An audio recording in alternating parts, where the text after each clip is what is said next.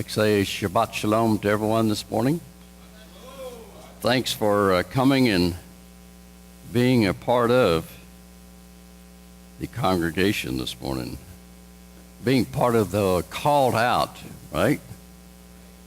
Because that's what the what this Torah portion is about. Vayikra is the reason that he uses that word is that he called, or he called out. So we don't sometimes associate Leviticus as being called or called out, but that's really what it's all about. It's being called out of this crazy world that we find ourselves in, as Mickey's saying. The other morning on the news, they were talking about the incidents of road rage in different states and how that it increased. One of the states that we call Texas is about 320% increase since about 2 years ago of road rage. So, and we might ask ourselves, why? What is going on?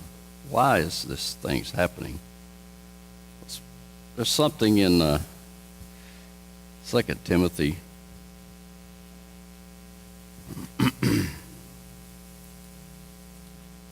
2 Timothy 3.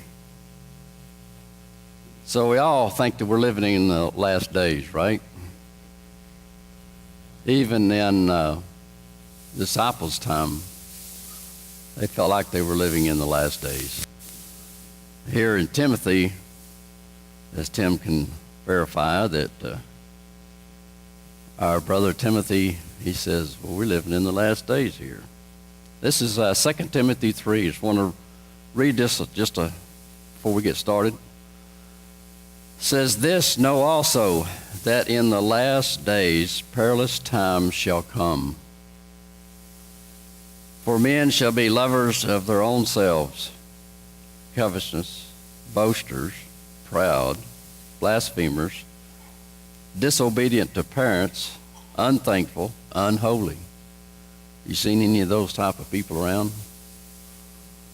"Without natural affection, truce breakers, false accusers, inconsistent, fierce, despisers of those that are good, traitors, heady, high-minded, lovers of pleasure more than lovers of God, having a form of godliness, but denying the power thereof.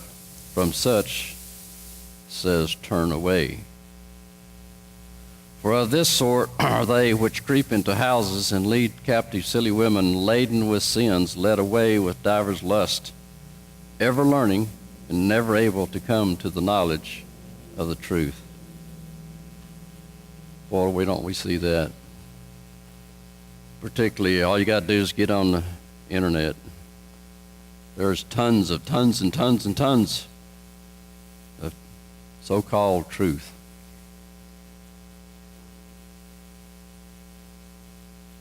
Also wanted to share this with you before we get started. This is a handout. It's on the back table back there. It's the schedule of the Passover. If you want to pick up one, it tells the times, dates, and places. And knowing that all are welcome to come and partake of the Passover supper, the Last Supper. Okay. Says he called out. The called out ones is the assembly, right? Previously known as the church, right?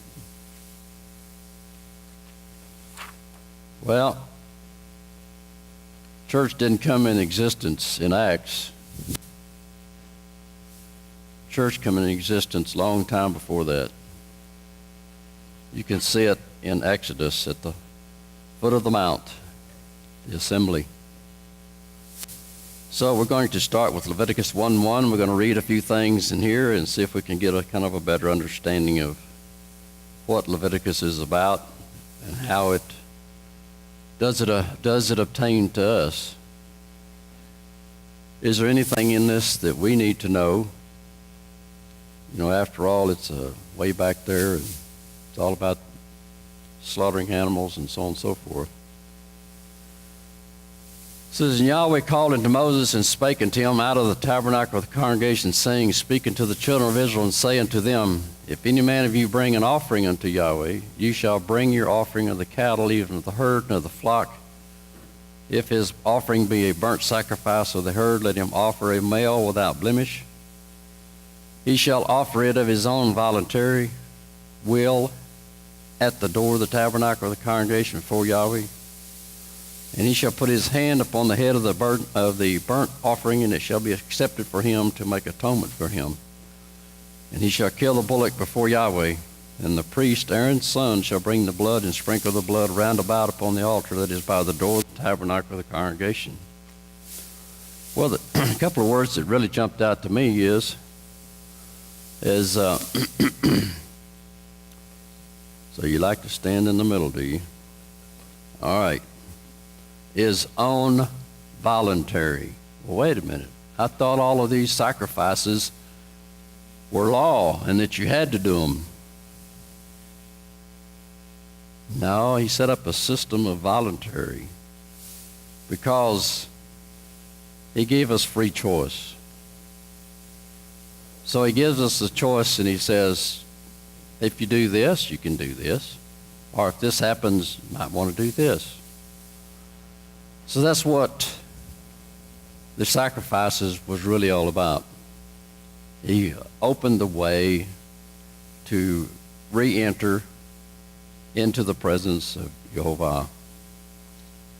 If you sinned or something that you did was wrong, he says, you can voluntarily bring a lamb or whatever it might be for this particular sin and be forgiven. So we didn't really think about it as such. We think, well, man, we had to do those things. It was a law. No, it says, if you want to obtain witness that you are righteous, like it says about Abel, he says he offered a more excellent sacrifice by which he obtained witness that he was righteous. So we see that there was two things involved in that offering of Abel. It says first he had to have the faith, and then he had to work out and walk in his faith. Those two things together brought about his righteous state, bringing him back to that righteous state that he was actually made in, like each one of us. We're righteous as long as we walk in his paths and do his will and be obedient. That's what righteousness is about, is right doing.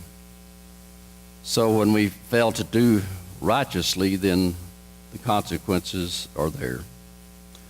As we move on, when any will offer, if any will offer an oblation of a meal offering unto Yahweh, his offering shall be of fine flour, and he shall pour oil upon it, and put frankincense thereon. And he shall bring it to Aaron's sons the priest, and they shall take thereof his handful of the flour thereof, and of the oil, with all the frankincense thereof, and the priest shall burn the memorial of it upon the altar to be an offering made by fire of a sweet savor unto Jehovah. And the remnant of the oblation of the meal offering shall be Aaron's and his sons. It is a thing most holy of the offerings of Yahweh made by fire. If you bring an oblation of a meal offering baked in the oven, it shall be unleavened cakes of fine flour mingled with oil, or unleavened wafers anointed with oil. So what do you think? Why particularly that he says unleavened? Well, we know that leaven has several representations, because actually when you start looking at the working of leaven and what it does, the yeast and so forth, they actually say that the leaven or the yeast is evil. And it brings about a change in the composition of what it's added to. So, So he says, don't bring leaven. He says, just bring the pure thing here. And he calls each one of us to do that in our daily walk, is to walk in an unleavened state. We have not allowed the evils of this world to corrupt us inside and to change us inside.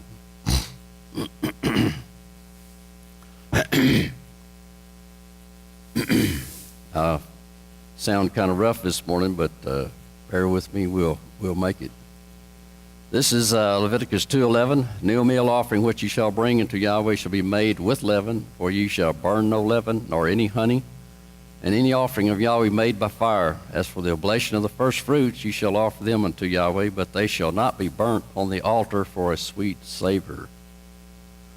And every oblation of thy meal offering shall thou season with salt. Neither shalt thou suffer the salt of the covenant of thy Elohim to be lacking from thy meal offerings. With all thine offerings thou shalt offer salt.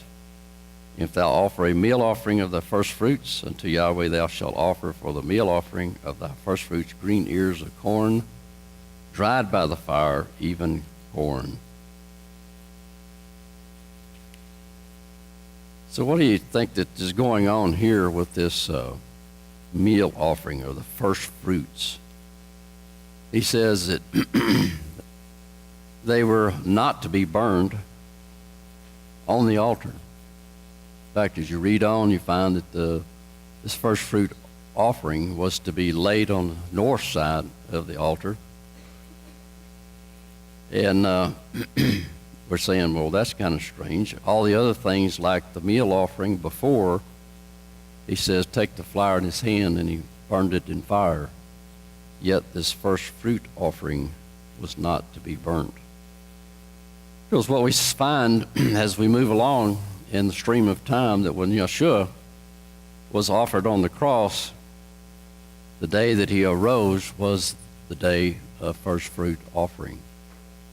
And so if there had been such an offering that was made with fire, then he wouldn't have been that first fruit offering, right? So God knew from the very beginning that he was going to be that first fruit offering. That's why in the garden that he told Mary, he says, do not touch me, for I have not yet ascended unto my Father and to your Father. Because he was that first fruit offering, along with those that come out of the grave at the same time as him. So, salt, he says also use oblation of your meal offering, which shall be seasoned with salt. You know, salt was a lot more important and expensive commodity in past history. We kind of think, well, that's kind of crazy. You know, you can go down and buy a box of salt pretty cheap, and, you know, we can throw it away or whatever we're going to do with it. But in olden times, salt was a very cherished commodity, because not only the seasoning use of it, but also the preservative use of it. A long time before there was such things as refrigerators, they preserved things with salt. So, and we read, of course, in the New Testament where it says that we are the salt of the earth, and that if we've lost our flavor, then we're not good for anything. Are we really using our salt to preserve Jehovah's way? Are we using it also to be a sweet savor unto the Father? We'll go on in Leviticus, and if his oblation be a sacrifice of peace offering, if he offer it of the herd, whether it be a male or a female, he shall offer it without blemish before Yahweh. And he shall lay his hand upon the head of his offering, and kill it at the door of the tabernacle of the congregation. Aaron's son, the priest, shall sprinkle the blood upon the altar round about. He shall offer the sacrifice of the peace offering, an offering made by fire to Yahweh, the fat that covereth the inwards, and all the fat that is up on the inwards, and the two kidneys, and the fat that is on them, which is by the flanks, and the caul above the liver, with the kidneys it shall he take away. So we see a couple of things here. It says, lay his hand upon the head. What was the reason for that? What do you think that there would be a reason why that you would lay your hand upon the head of your sacrifice? It was an outward show of transferring that sin that you had committed onto your sacrifice. And we'll see as we go on that whoever was offering the sacrifice actually did the killing. So he actually would do laying of your hand upon that and then actually take the life of that animal. But he goes on and he says, all of this fat that is upon this animal, you shall cut it away, take it away. Because as we go on, we're going to see that no fat was to be offered on the sacrifice. And if his offering be a goat, then he shall offer it before Yahweh. And he shall lay his hand upon the head of it, and kill it before the tabernacle congregation, and the sons of Aaron shall sprinkle the blood there upon the altar.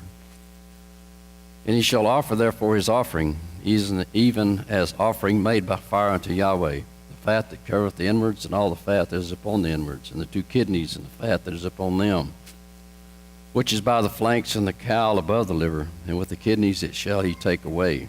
And the priest shall burn them up on the altar. It is the food of the offering made by fire for a sweet savor. All the fat is Yahweh's. So the fat was not something that was to be either offered or eaten. Same thing as the blood, as we're going to see. The blood was never to be left in the meat. It was to be poured upon the ground, basically. And that... We're in 3:12? No. Uh-oh. We're having technical difficulties this morning. Are we in 3? Nope.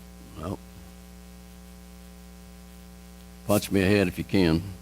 Leviticus 3:12.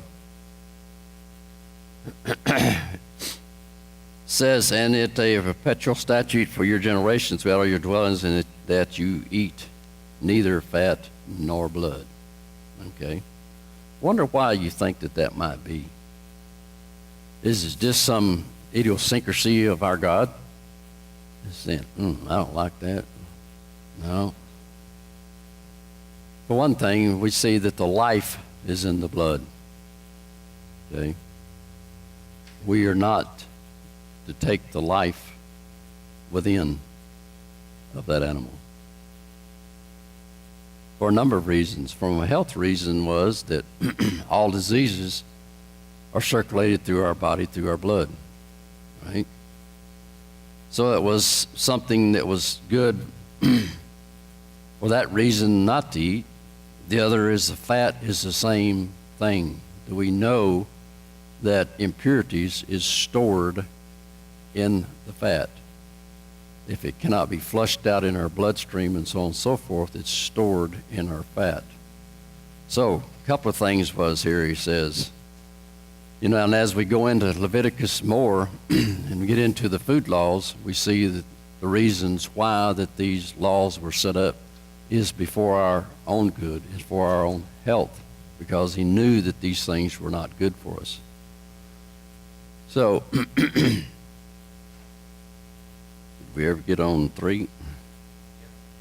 All right, we're going to move on to 3:16. Leviticus 3:16, and the priest shall burn them upon the altar. It is the food of the offering made by the fire for a sweet savor.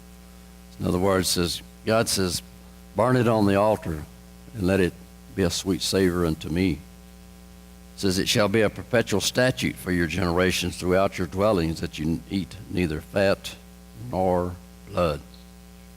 So evidently, Jehovah knew how we were made, how intricate our bodies were made, and what would happen if we didn't do these things. We see the lifespan of mankind dwindling down over the years, even in our size, overall height and so on and so forth. And because that man in his desire to satisfy our own desires have not kept God's laws of health. So we go on, it says there are 6 types of fat that are prohibited. Okay? It's the whole rump, the fat on the kidneys, the fat above the liver, fat on the inward organs, fat that's on the flanks, and fat that covers the inward parts.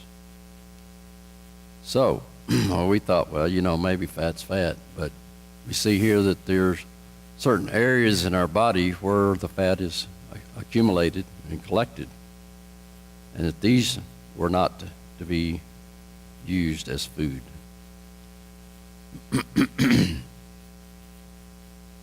Leviticus 4:1, and Yahweh spake unto Moses, saying, speaking to the children of Israel, saying, if a soul shall sin through ignorance against any of the commandments of Yahweh concerning things which ought not to be done, and shall do against any of them, if the priest that is anointed do sin according to the sin of the people, then let him bring for his sin, which he has sinned, a young bullock without blemish unto Yahweh for a sin offering. And he shall bring the bullock unto the door of the tabernacle congregation before Yahweh, and shall lay his hand upon the bullock's head and kill the bullock before Yahweh. So even the priest was held to this same standard. If the priest sinned a sin of ignorance, this is particularly a sin through ignorance. We kind of use and abuse that idea of ignorance. I'm sure that you've probably been stopped by a police officer and said, well, you were speeding, you're going over the speed limit. And it's when you say, well, what is the speed limit here? Knowing good well you knew what the speed limit was. Or that maybe you had a tail light out that you had known about for a long time, and he says, your tail light's out. Well, I didn't know that. Says, thanks you for letting me know, right? So sometimes sin through ignorance can be a excuse. Maybe we try to use it as an excuse, but of course God knows our heart. He knows what's going on. It says, and the priest that is anointed shall take of the bullock's blood and bring it to the tabernacle of the congregation. And the priest shall dip his finger in the blood and sprinkle on the blood 7 times before Yahweh, before the veil of the sanctuary. And the priest shall put some of the blood upon the horns of the altar of sweet incense before Yahweh, which is in the tabernacle of the congregation, and shall pour all the blood of the bullock at the bottom of the altar of the burnt offering, which is at the door of the tabernacle of the congregation. The skin of the bullock and all its flesh, and its head and legs and inwards and his dung, even the whole bullock shall he carry forth without the camp unto a clean place where the ashes are poured out, and burn him on the wood with fire, where the ashes are poured out shall he be burnt. Interesting thing here says, and the priest that is anointed. Kind of interesting. All these other places is take it to the priest and take it to the priest. And even talking about the priests sending themselves, it says, and the priest that is anointed. So let's look at that word right there and see if we can see anything. And it says, then the priest that is anointed shall take the bullock's blood. The Strong's number for anointed is H4899. So we look it up, and what is it?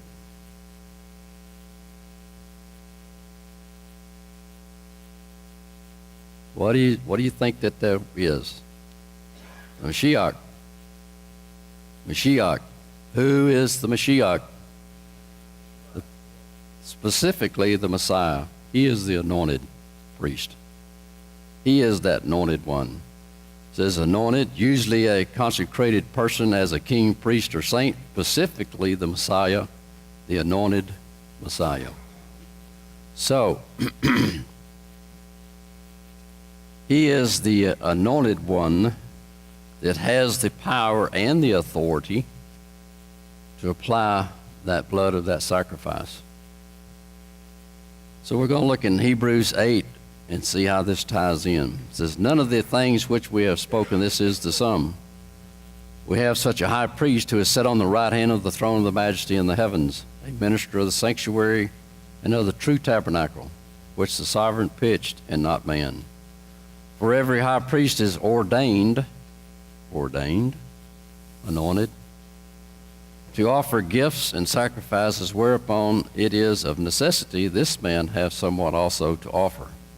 For if he were on earth, he should not be a priest, seeing that there are priests that offer gifts according to the law, who serve unto the example and shadow of heavenly things, as it was revealed to Moses when he was about to make this tabernacle. For see, saith he, that thou make all of these things according to the pattern shown to thee in the mount. So we see there is a heavenly sanctuary. And in that heavenly sanctuary today, we're going to see in Hebrews 9:8, the Holy Spirit, this signifying that the way into the holiest of all was not yet made manifest, while as the first tabernacle was yet standing. In other words, God had brought his tabernacle to the earth, his throne of authority, his throne of mercy. Upon the mercy seat he appeared. And he says, it was for this purpose and this reason here, says, but while that first tabernacle was standing, the one in heaven was not particularly operating. It says, which was a figure for the time then present, in which were offered both gifts and sacrifices. It could not make him that did the service perfect or pertaining to the conscience, which stood only in meats and drinks and divers washings and carnal ordinances imposed on them until the time of Reformation. Time of Reformation. What does that word mean, Reformation? It is to reform, to change, to bring it back to. You know, we find in our society, when you talk about the Protestant Reformation, and you ask people, well, what is the Protestant Reformation all about? Why did it come into existence? What was it trying to reform? And most people cannot tell you that. The Reformation that started in Luther was a move to reform the Catholic Church back to the roots of the Scriptures. The reason that it became Protestant Reformation was Protestant means to protest. Luther was protesting the workings and the laws and things that the Catholic Church had put into existence. So, Christianity supposedly is Protestantism. But are we really? Is it really? Are we still protesting? In fact, if you saw the deal with I can't remember his name now. Where they met with all the leaders, and the representative from the Pope met with them, and he told them, he says, well, the protest was really over whether or not that you could work your way to heaven, or was it by faith. That's what he tried to boil it down to. Even though Luther nailed 95 different problems that he saw within the Catholic Church to the door of the church. Yet they boiled it down to, well, you know, the protest was over, that we said you could work your way there through your works, and y'all said it was only through faith. So we understand works and faith are together. So the protest is over, folks. That's what he told them. And he says, you're all Catholics. And this was a room full of men that were leaders in different churches, and they all stood and applauded. And you're going like, wow. But it's been so watered down in our churches today that we don't even realize that we're really not Protestants any longer. We're not really protesting. We're not holding up God's law. Now we're talking about ecumenicalism, which means that what's being propagated by all religious institutions, including the Pope, says, well, let's just come together on the things that we have in common.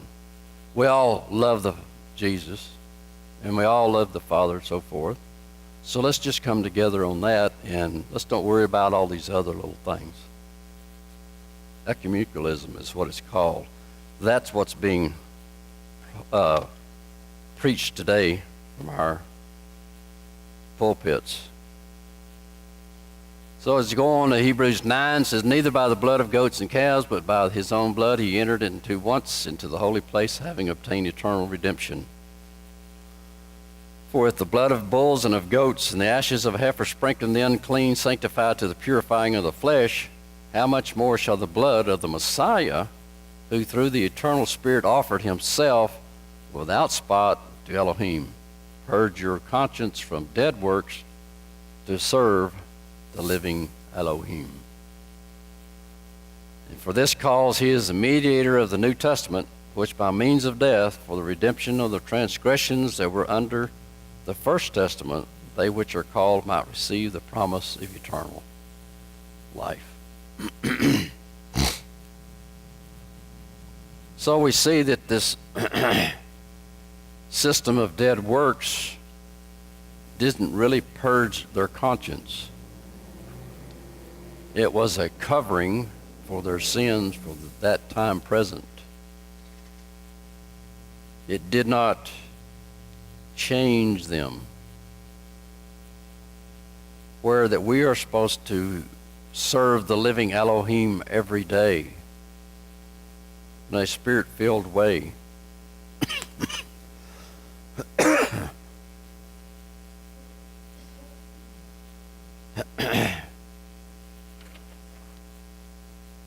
For when we were yet without strength, in due time the Messiah died for the wicked. For scarcely for a righteous man will one die, yet peradventure for a good man some would even dare to die. But Elohim commended his love towards us, in that while we were yet sinners, the Messiah died for us. Much more then, being now justified by his blood, we shall be saved from wrath through him. For if when we were enemies we were reconciled to Elohim by the death of his Son, much more being reconciled we shall be saved by his life. You know, we've talked about this quite a bit. I hope that you've got it in your mind how that this thing really works, really what is being said here. It says we're justified and reconciled. Okay, to reconcile, what does the word reconcile mean?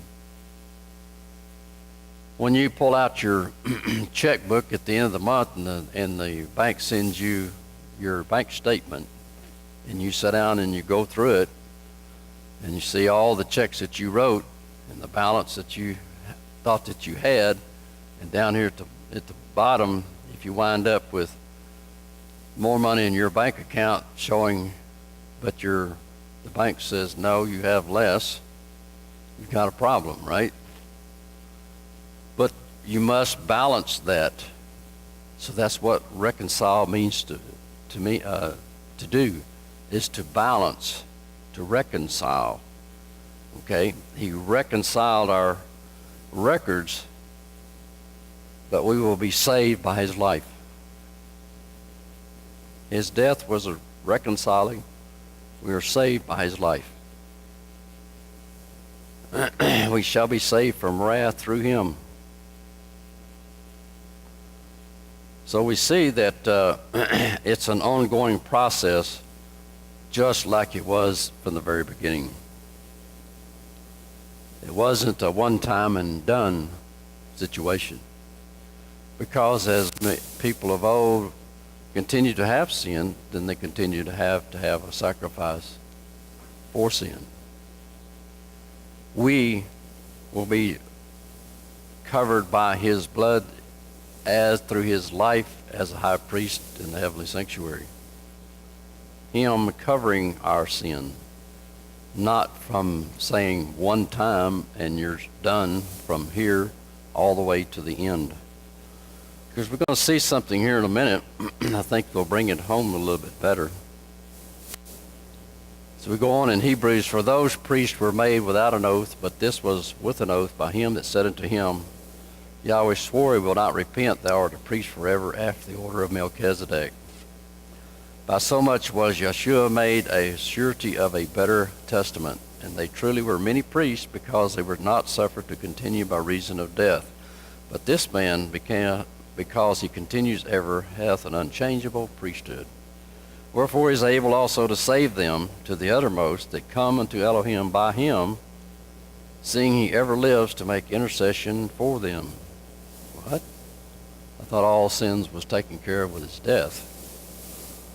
We see right here, it says, wherefore he is able to save them to the uttermost that comes unto him. Comes unto him. Seeing he ever lives to make intercession for them, for their sins. So it's an ongoing process. We see in the first 5 chapters of Leviticus 5 types of offerings. The olam, called an ascending offering, and it's a free will offering. The mincha is a grain offering, free will gift oblation. The Silam is a peace offering. It's for thankfulness, the fellowship eaten by the one that brought it. The Ashma is sin offering through ignorance. And the Ah is a shame or a guilt offering. So there is different levels of offerings for different kinds of sin. Interesting, as we look at this next one, there is a sin that's called presumptuous. The meaning of it is to raise one's hand against someone is to rebel against him. Okay? Webster's definition of presumptuous is taking something for granted, to take upon oneself, without permission or authority, dare to say or do something, to constitute reasonable evidence for supporting.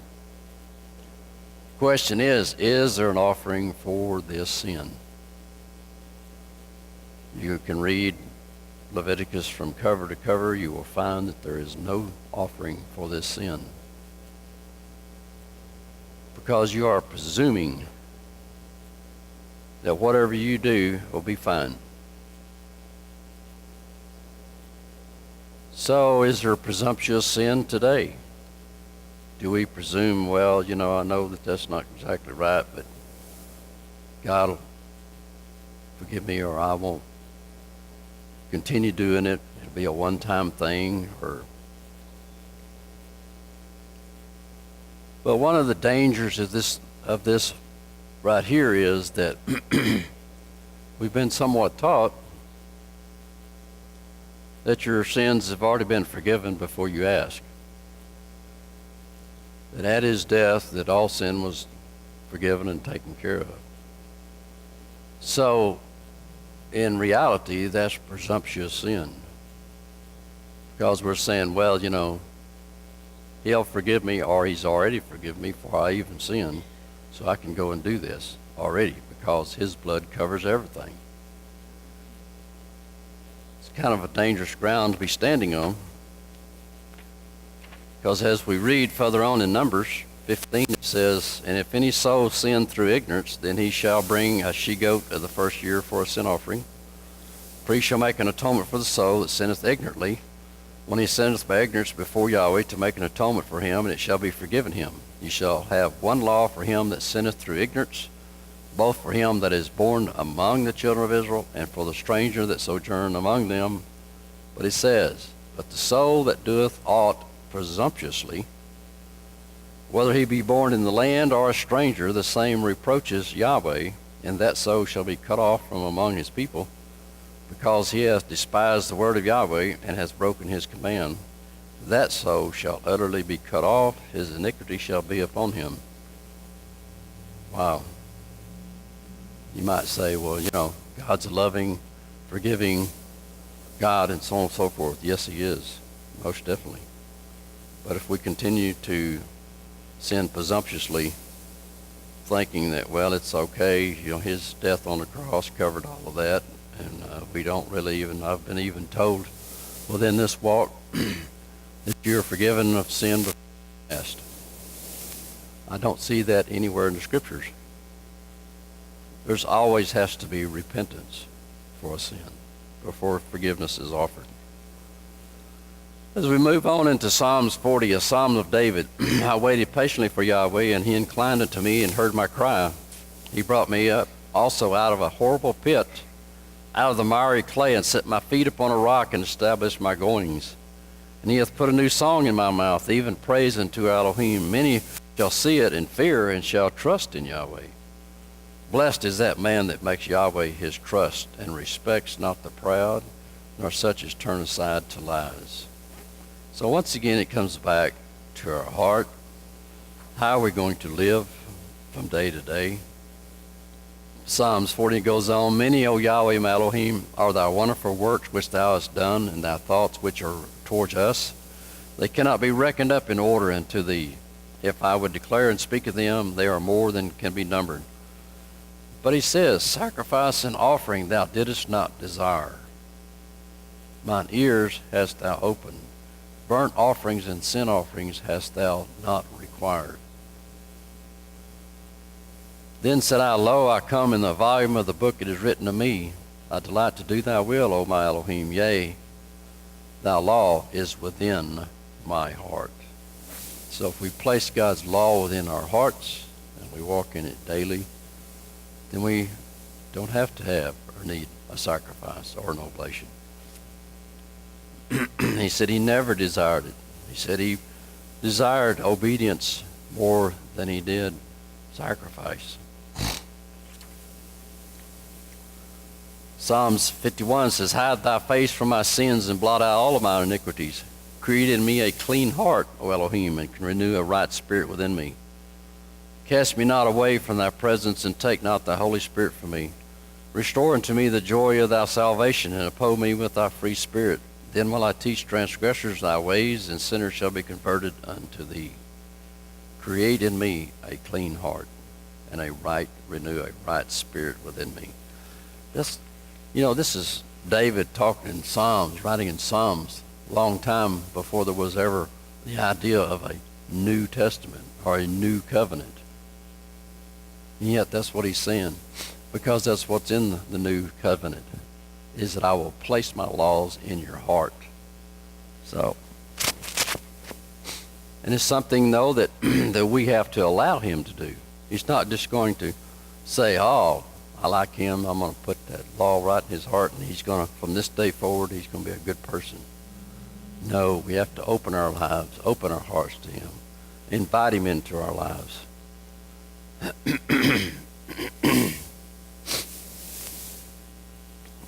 Back to Leviticus 5:1. If a soul sin and hear the voice of swearing, and is a witness, whether he has seen or known of it, if he do not utter it, then he shall bear his iniquity. Or if a soul touch any unclean thing, whether it be a carcass of an unclean beast, or a carcass of an unclean cattle, or the carcass of unclean creeping things, and if it be hidden from him, he also shall be unclean and guilty. Or if he touch the uncleanness of man, whatsoever uncleanness it be, that a man shall be defiled withal, and it be hid from him, when he knows it, then he shall be guilty. Or if a soul swear pronouncing with his lips to do evil, or to do good, whatsoever it be, that a man shall pronounce with an oath, and it be hid from him, when he knoweth of it, then he shall be guilty in one of these. This is the guilt offering that they're talking about. As long as you don't know it, of course, it's not a sin or whatever. But, so, is even these things still in existence today? If we touched an unclean carcass of an unclean beast, would there be a sin involved? Or once again, do we go with Jesus' blood covers all things? Interesting thing to think about.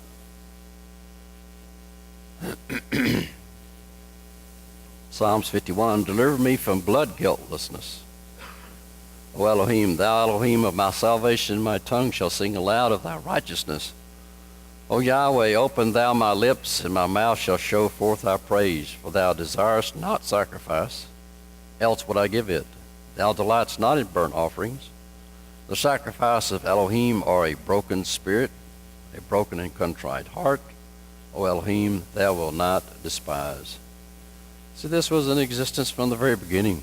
That's what he wanted. He says, only if they had a heart after me. Even in speaking to the children of Israel at the mountain in the wilderness, he says, oh, and only if they had a heart for me. Only if they would circumcise their heart. That's what he wanted from the very beginning. That's what he wants to do.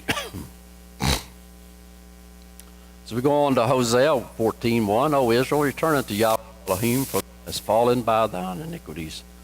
Take with you words, and turn to Yahweh, and say unto him, take away all iniquity, and receive us graciously. So will we render the calves of our lips.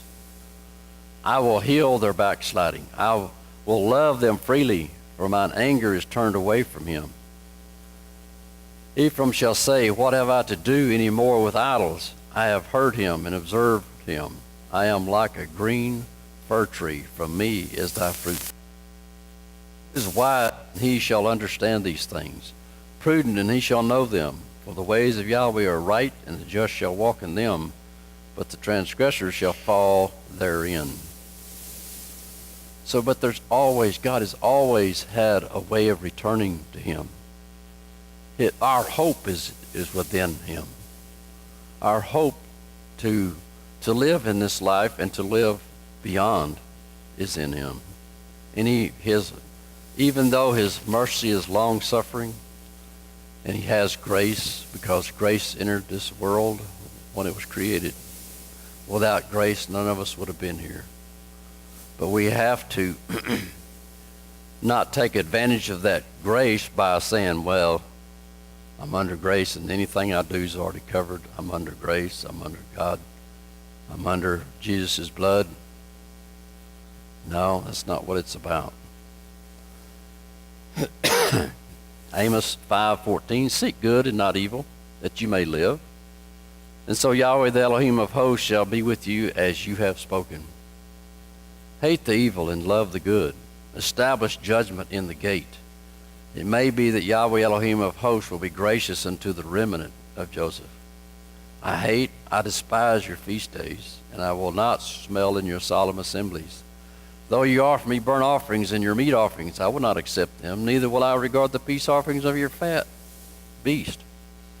Take thou away from me the noise of thy songs, for I will not hear the melody of thy vows. What is he saying here? Is he saying, well, that he did away with all of those things? He says, no, because you have a double-minded mind and a double heart. You speak good things, but in your heart is evil. Your outward goings doesn't line up with what I want you to do. You say one thing and do another. You speak evil of dignitaries and so on and so forth. So that's what he's saying here. He said, how can I accept your worship and your praise and all these types of things? If in one thing that you're praising God, and the next you're out there acting like a heathen. So that goes for mankind from the very beginning all the way down to our time. You know, are we living in and portraying his character in our life?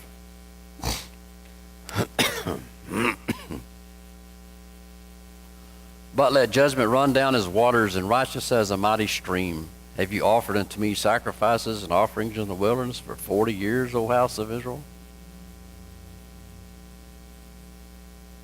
But you have borne the tabernacle of your Moloch, and chisholm your images, the star of your Elohim, which you made to yourselves. Yet for 40 years he taught them, was a Elohim to them, was their provider of the very substance of life. Yet when they got a chance, they erected idols to other gods.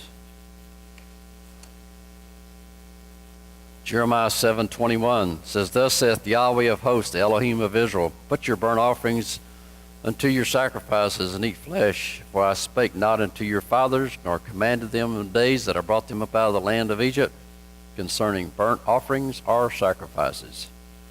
But this thing commanded I them, saying, Obey my voice, and I will be your Elohim, and ye shall be my people. And walk ye in all the ways that I have commanded you, that it may be well unto you. But they hearkened not, nor inclined their ears, but walked in the counsels, and in the imagination of their evil heart, and went backwards and not forwards.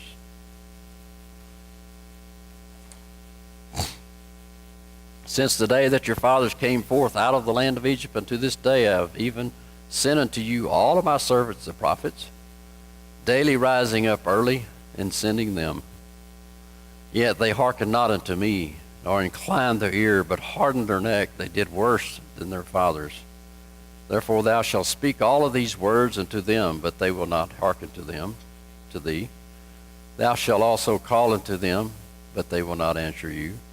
But thou shalt say unto them, This is a nation that obeys not the voice of Yahweh their Elohim, nor receiveth correction. Truth is perished and is cut off from their mouth. Wow. Do we live in a nation that does not obey the voice of Yahweh? Wow. It's interesting. I was reading last night about Jehoshaphat. Jehoshaphat was the king of Judah during the period of time that the kingdom was divided. He was king over the two tribes, Judah. And his father was a righteous king, and he followed in his father's footsteps.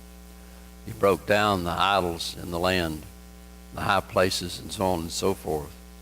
He also took men of the priesthood that were learned men in the way of the Torah, and he placed these men in all of their cities to teach them the Torah, to also set up a judgment system, of court system throughout all of the land, that they could come and have their differences judged by righteous men. And everything was going along really, really well until his son married the daughter of Jezebel. We know that Ahab and Jezebel was the king of the 10 tribes, and that they had set up worship places in Dan and Bethel, the actual golden calves, and it led God's people away from him. But through this union, they became friends, the two kings. And Jehoshaphat went to see him one time, and I guess they had some kind of a banquet. And at this banquet, they shared, of course, their history of who they are. And of course, one thing and another, we're all brothers, we're all Israel. And Ahab asked Jehoshaphat if he would join with his army, and that they were going to take back a city, one of the refugee cities that had been given to Israel when they divided. And Jehoshaphat said, "Yeah, man, we're good friends. I'm there with you." But then he got to thinking about it, and he says, wait a minute. He says, I better ask God. And it's what he said to Ahab, says, we need to pray, and we need to ask God if he's in this thing. So Ahab called up his prophets, basically prophets of, like there was 20 of them. And they all said, oh yeah, man, God's with you. Just take it up there and you take back what this really belongs to us and let's go for it. Jehoshaphat says, he says, is there a prophet of the Most High in your land?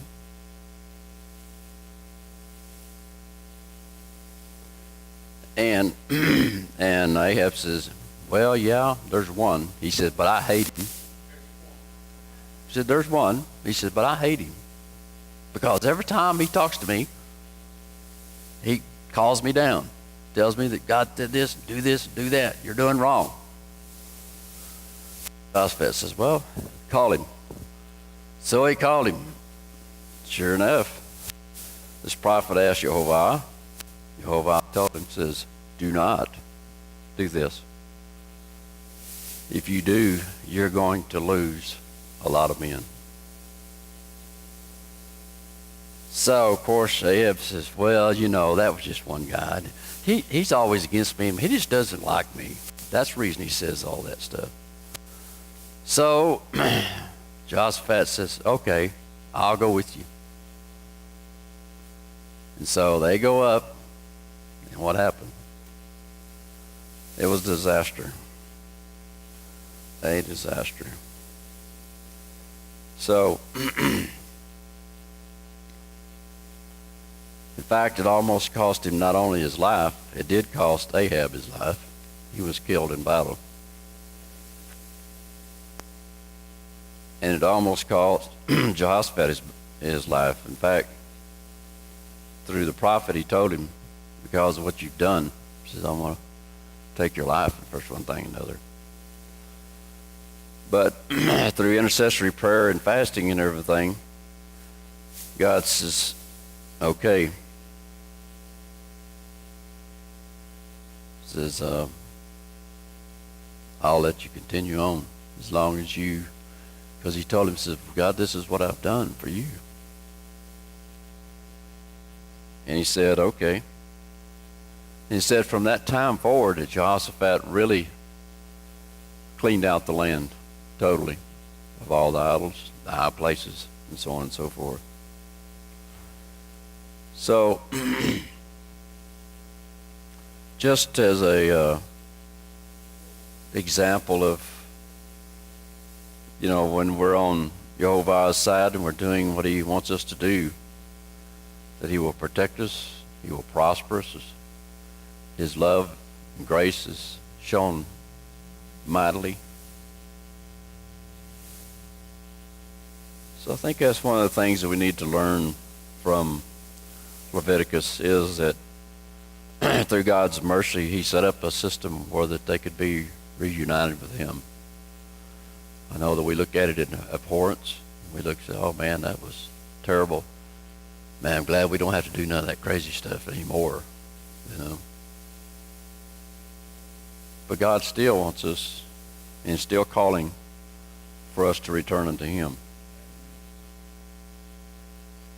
Going to end with Daniel 9.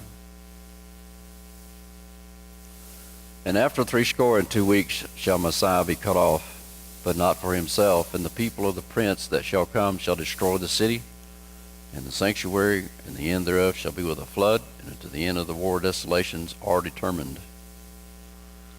And he shall confirm the covenant with many for 1 week, and in the midst of the week he shall cause the sacrifices and the oblations to cease. And for the overspreading of abomination he shall make it desolate, even until the consumption, and that determined shall be poured upon the desolate. So, there's many people out there that's preaching this, taking these texts right here, and trying to make them end-time periods of rebuilding of the third temple, and that there's going to be a peace pact that's signed in the Middle East for 7 years, and that they're going to rebuild the temple and reset up the sacrificial system, the priesthood, and so on and so forth. And in the midst of that, 3.5 years that the Antichrist is coming and stopping this, and that this will usher in the Messiah and so forth. Well, we have to be aware of all these things, not to stick our head in the sand and say, oh, well, that can never happen, because it could happen. The thing about it is that we fully understand who Yeshua really is. That he is acting as a high priest. He doesn't need any other priest to be offering sacrifices or whatever for sin. He caused the sacrifice and oblations to cease when he died upon the cross. And just like it says, and the people of the prince that shall come shall destroy the city and the sanctuary. And what happened in Jerusalem in 70 A.D.? It was destroyed, and the temple was destroyed. And it's never been built since. It's been laid desolate. Even the land was desolate for many, many years, up until, 48, 49?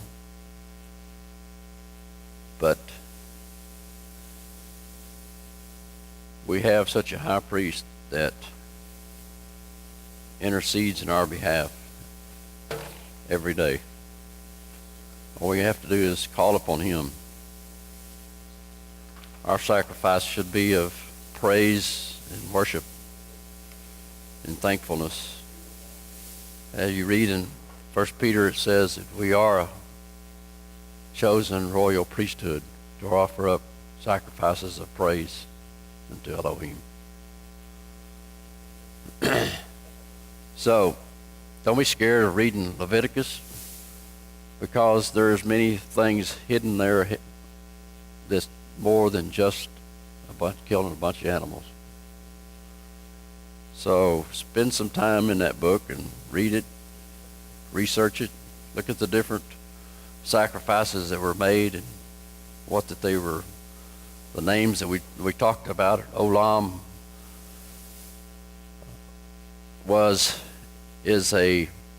to being drawing close to Jehovah.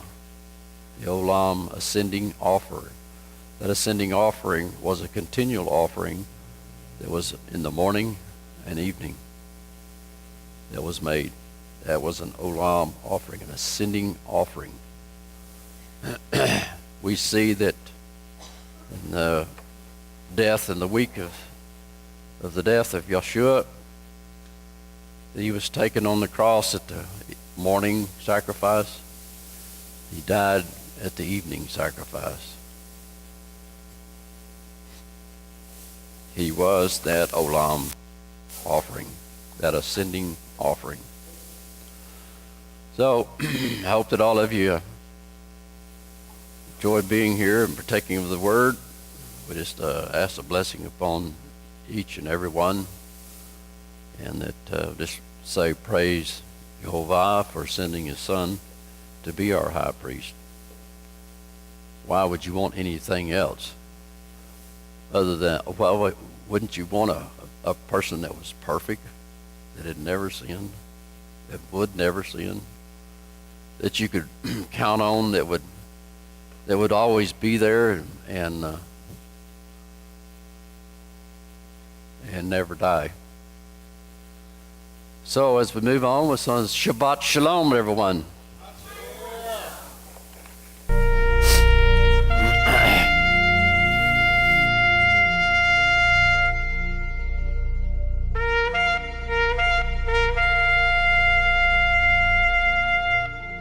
Thank you for watching a teaching from Emet HaTorah.